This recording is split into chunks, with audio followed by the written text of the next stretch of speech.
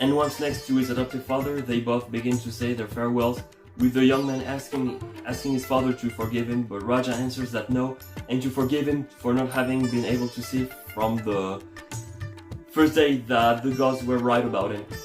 He is the next king of the jungle, and that's why their family and their kingdom are now counting on him now. And he ends by telling him to take care of them, and then by calling him my son one last time, while placing his paw on the hero's shoulder. And then he closes his eyes. The young man then took the body of his dead father and embraced him with all his strength, crying all the tears of his body, and around him, all of the other heroes mourned and cried the death of this king, and even also the princess, her parents, and the leader of the guard. The hero then slowly laid down the body of his late adoptive father and tenderly caresses his face one last time before letting out a final sob. He then turned to the other heroes, then by looking once again at his late adoptive father, he took his lifeless body and took it to the Ganges River. Once there, he placed him on the water, and before releasing it and letting the current carry him away, he took a lotus flower and placed it on his father's body by telling him, "Rest in peace, and may the gods protect you and watch over you." Then, with these words, he pushed his father's body, letting him be carried away by the current to the same Hindu temple seen previously. And while heading towards the temple, Raja's body disappears in the fog that was in front of the temple.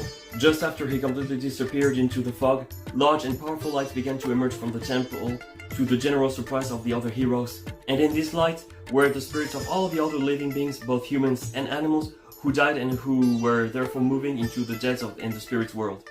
And there a loud voice rang out, pronouncing the hero's name. The latter, recognizing his father's voice, raised his head and said, "Father?" And there the spirit of Raja appeared, above / in front of him. And of course, his spirit was in a giant form, and yes, that obviously means he was greater and larger than all of the other spirits of the Death Realm. And then he began to tell his son to don't be sad, because he never lost him and that his spirit will always live on beside him and within him. He also added that everything he just told his son applied to the rest of their family, including the princess, his parents, and the leader of their guard. He continued telling his son that he always been proud of him, and that he essentially meant what he told him before he died. That's to say that he was indeed the next king of the Indian jungle. But he also told him that he knew he couldn't live without the princess because she was the one for him, and that it was precisely why he had good news for him. He revealed him that when he arrived in the dead and spirit's realm, the gods finally revealed their plan to him. That's to say that they actually chosen this young man from the very beginning, so he is the union between the human and animal kingdoms. And that's precisely why the hero and the princess had to get in couple,